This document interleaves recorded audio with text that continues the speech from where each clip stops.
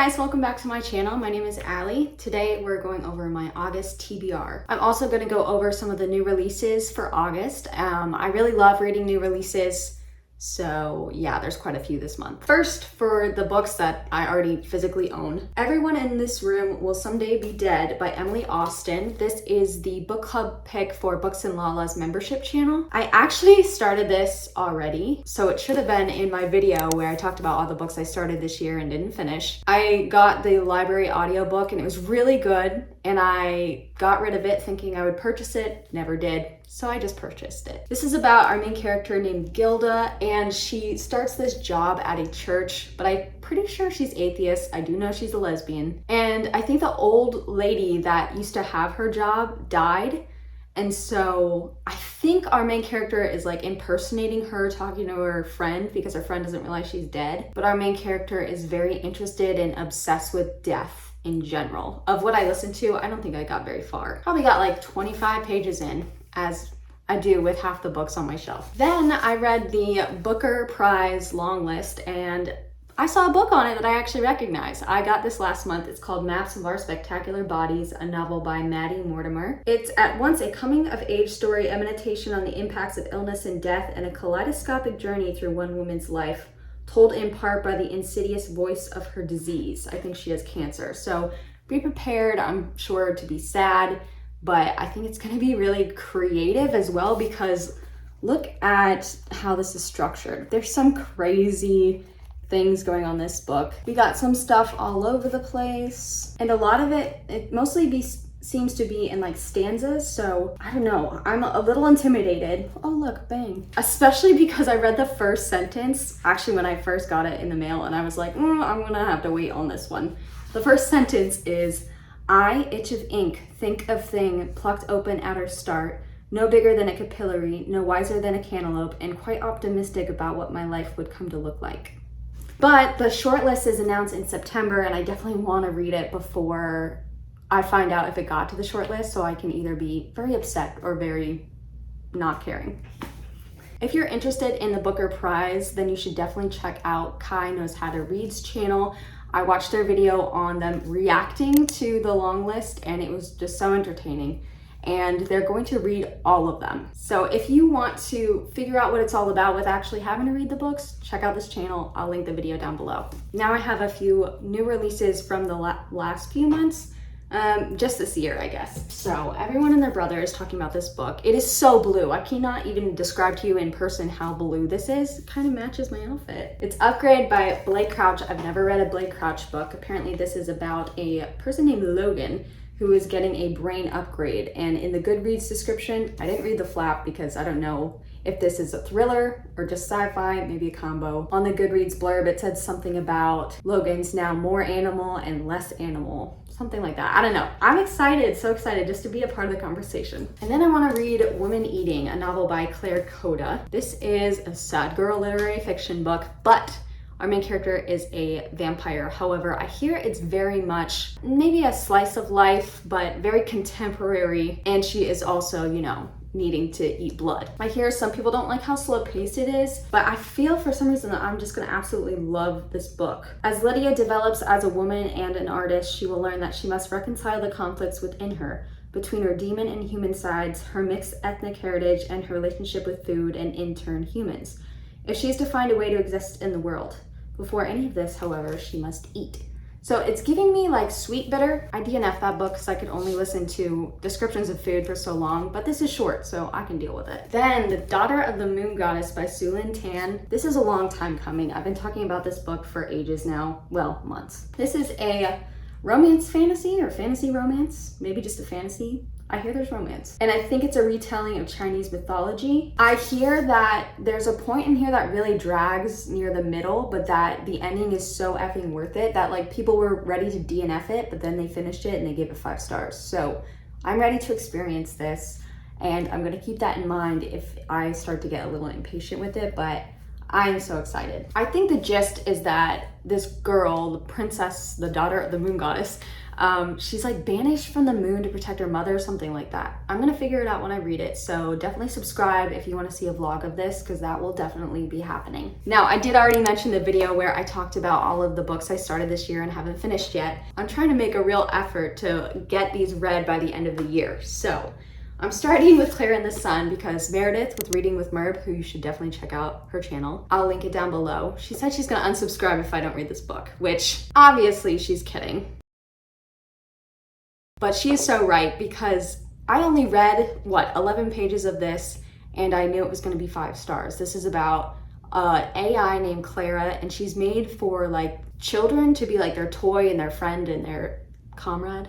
I don't know what happens, but I feel like I'm already so protective of Clara, and I just know I'm gonna love this book. So this is a month that it's happening. I also had a lot of romances that I started, and to start them off, I wanted to read 7 Days in June by Tia Williams, because literally I haven't heard anyone say anything bad about this book. Everyone loves it. I'm so excited. This is a book about 2 authors in different genres. I think she writes like vampire erotica, and he has like a more literary background, but they see each other at a conference, and it turns out that 15 years ago that they had a little love affair for I think 7 days.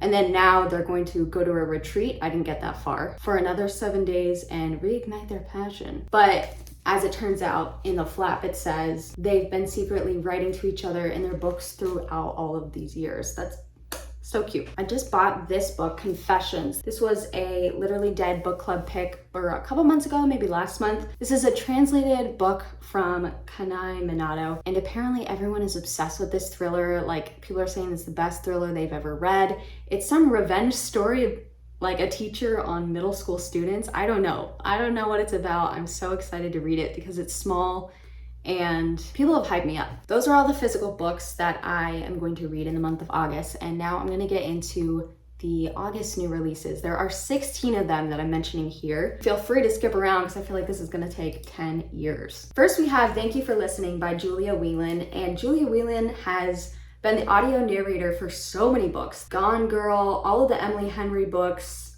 Honestly, it's like 12 pages on Goodreads of all the books she's narrated. And this book is a romance novel, but it also says it's a journey of self-discovery, love, and acceptance. But she is reading a romance story, and I think she falls for the guy who is also reading like the male perspective in the book. So I find that like such a fun setup because I feel like I've thought about that. Obviously, I know that audio, well, I don't know. Okay, I don't know shit. But I think logically, audiobooks are probably narrated with one person in the booth, and then another person comes on another day and does their part. But sometimes I've wondered when there's like steamy scenes, like if they were in the same room.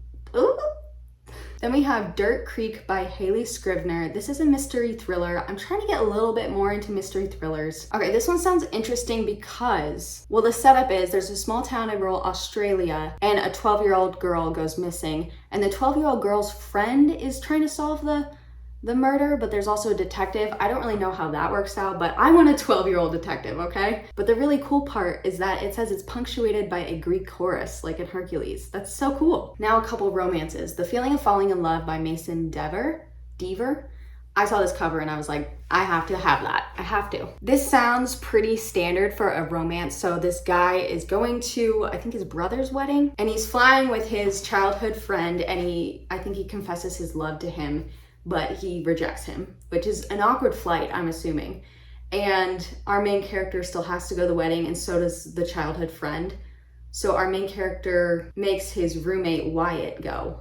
And at first, I think it's like enemies to lovers. They're roommates, so I'm not sure how strong the enemy is. But it sounds like it could be very cute, and God, this cover is just so beautiful. Then How to Fall Out of Love Madly by Jana Casal. I'm obviously a fan of this cover as well. This one I hear is more like a Sally Rooney-esque romance where it's not really romantic, it's just about young people trying to navigate romances, if that makes any sense. It says in the Goodreads description, How to Fall Out of Love Madly tells a story of 3 women who believe in equality, yet inexplicably tolerate terrible behavior from men, equating being desired with worth. Ooh.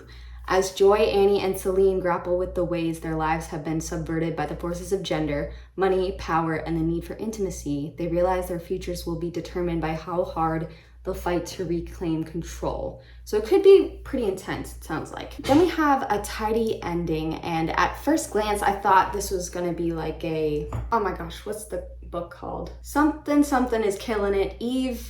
What's the book? Finley Donovan is killing it, and so on. And I think it could be like that, but it adds on this kind of cool element. So our main character, Linda, she's kind of bored with her life, but she's getting these glossy magazines and all this cool mail up from the previous occupant of the house named Rebecca. And she kind of becomes obsessed with Rebecca. So in that case, it sounds like that Random Friends episode where Monica befriends the person who stole her identity. Our husband's main character starts keeping odd hours at work at around the same time young women in the town start to go missing.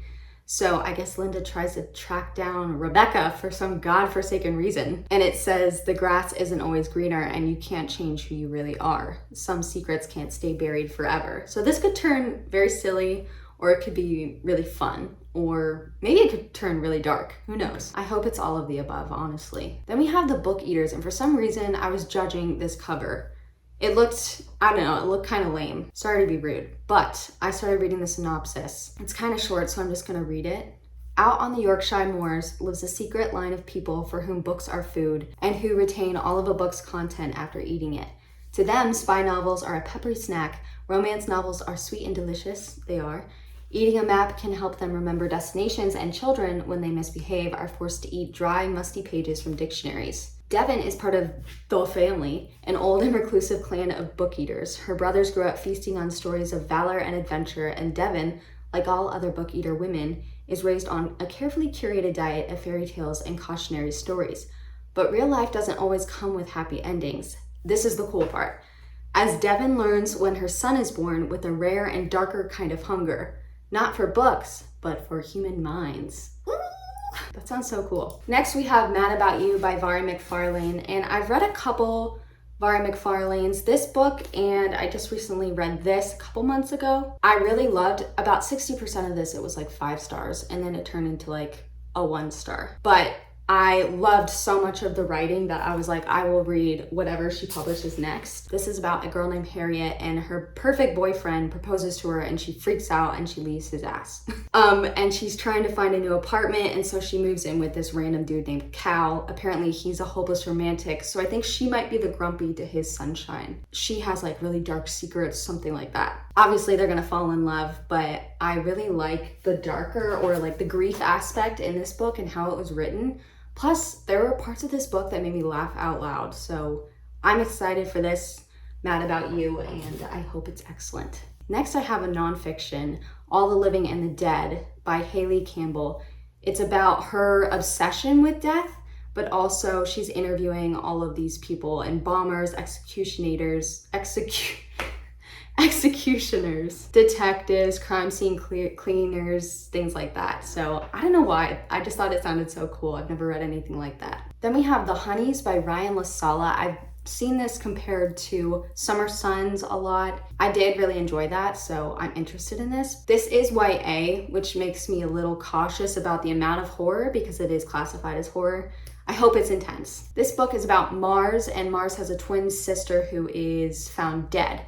And the sister goes to the prestigious Aspen Conservancy Summer Academy, and Mars ends up going there to honor his sister. The cool thing about this, if you read Bunny by Mona Awad, it says Mars seeks out his sister's old friends, a group of girls dubbed the Honeys, like the bunnies, named for the beehives they maintain behind their cabin. Oh my gosh. It says something about Mars's memories begin to falter, bleach beneath the relentless summer sun, and I'm like, wait a minute, is Mars's sister even real? I don't know, maybe it's one of those books.